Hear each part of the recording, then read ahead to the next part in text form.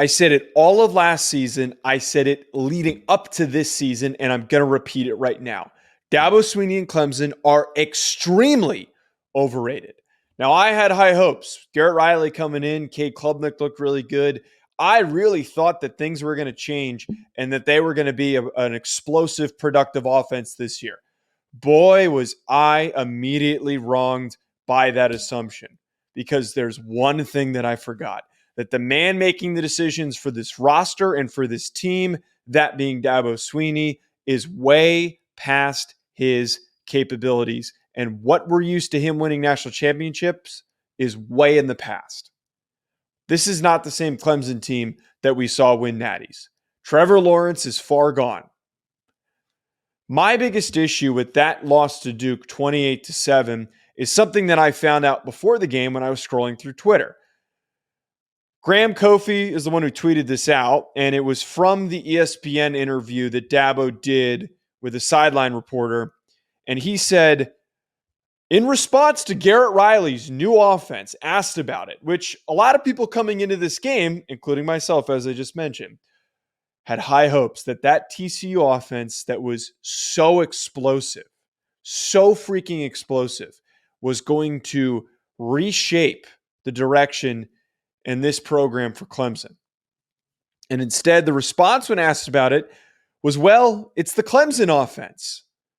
We've always collaborated as a staff. We hired Garrett to come in and coordinate the Clemson offense. Now, I'm familiar with coach talk.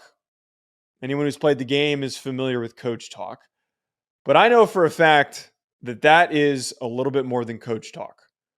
We all know that Dabo is so much about himself, even though he will never admit it. He has been so against NIL. He has been so against using the transfer portal to rebuild rosters. And look where it has gotten him.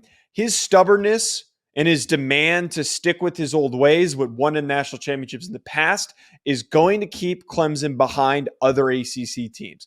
I don't even think this Clemson team could beat North Carolina right now. This might be the third or fourth best team in the ACC. They scored 7 points against Duke. Duke. Now, they're a good program, and I'm going to talk about that in a second, but it is beyond pathetic, the outing that we saw on the field. I don't put any of that blame on Garrett Riley, because I know that absolutely there was meddling by Dabo in how this offense was run and how it was schemed up and prepared the entire offseason. I don't put any of that blame on Cade Klubnik. Even though he played really poorly, let's go pull up the tape and find all of the blanketed receivers that didn't create any separation. They have not recruited receivers well. They have not developed them well at all. And when they needed to add players in the transfer portal, like everyone else did, cough, cough, Florida State, who just added an elite player in Keon Coleman, they didn't do shit. This is the new Clemson. Be prepared for that to be the case. Now, on a positive note, get to know Riley Leonard. Remember that name. He was my third quarterback for the 2024 NFL Draft coming into the season. If you don't believe me, go watch the quarterback ranking episode that's on this channel.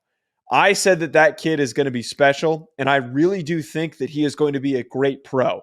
I know that some people might scoff at that, but for what he was able to do with a weaker offensive line and less options, less quality receivers, he really took over that game. I also give a lot of credit to Mike Elko and that defense for stepping up and dominating the way that they played. A lot of credit needs to go to the way that Mike Elko has turned a program that's not supposed to be good in Duke into a quality ACC program. Their ceiling should be middle of the pack, and they've blown completely through that. I think that they can finish the season as a top 4 or 5 team in the conference, and it all goes to Mike Elko. Comment below. Let me know what you think. If I'm wrong, if I'm right, and hit that subscribe button. We'll be back. Make sure you check out BetOnline for all of your sports betting needs. For anything that I do betting related, I go on over to betonline.ag and I use promo code BELIEVE50. BetOnline has all of the latest updated odds for the NFL and college football seasons. Anything you need, whether it's futures, live in-game betting, no matter what, your football betting needs are met at Bet Online. And again, make sure you use that promo code BELIEVE50, BLEAV 50 to get a 50% welcome bonus on your first deposit.